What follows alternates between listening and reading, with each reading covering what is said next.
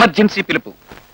దేశంలో వివిధ ప్రాంతాల్లో సెలవు మీద ఉన్న త్రివిధ దళాలకు చెందిన ఆఫీసర్లు, సైనికులు తక్షణం తమ తమ రెజిమెంట్లకు వచ్చి రిపోర్టు చేసుకోవలసిందిగా రక్షణ శాఖ ప్రధాన కార్యాలయం నుంచి గత రాత్రి ఒక ప్రత్యేక బులెటిన్ వెలువడింది.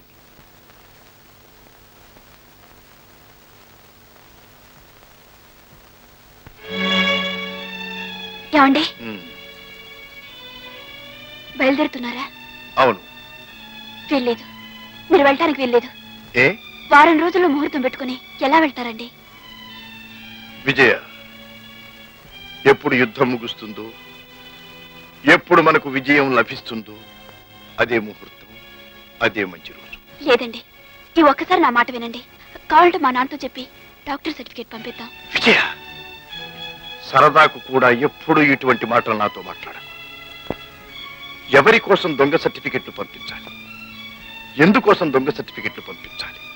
ఎవరిని మోసం చేస్తున్నాం? అసలు వెళ్ళేది ఎవరి కోసం?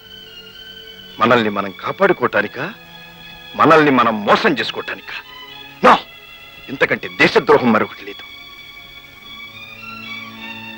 అంటే అంటే ప్లీజ్ అండి, మీరే నాతో చెప్పండి. వెళ్ళనేమ్మా, బాబుని వెళ్ళని. అంటే?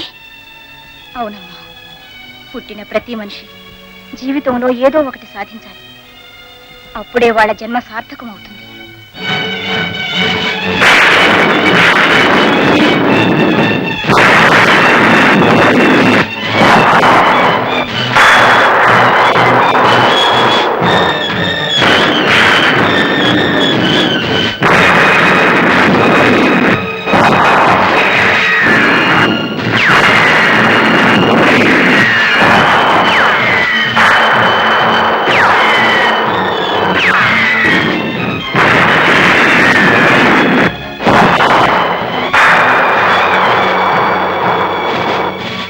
ఇప్పుడే అందిన వార్త.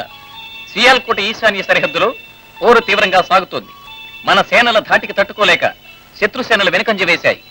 భారత సేన మద్రాస్ రెజిమెంట్లోని మేజర్ చక్రధర్ అతి వీరోచితంగా పోరాడి 18 శాబర్ జెట్ విమానాలను, 30 పాటన్ ట్యాంకులను ధ్వంసం చేసి వందలాది శత్రు సైనికులను హతమార్చారు. త్రివిధ దళాధిపతులు మేజర్ చక్రధర్ని అభినందించారు.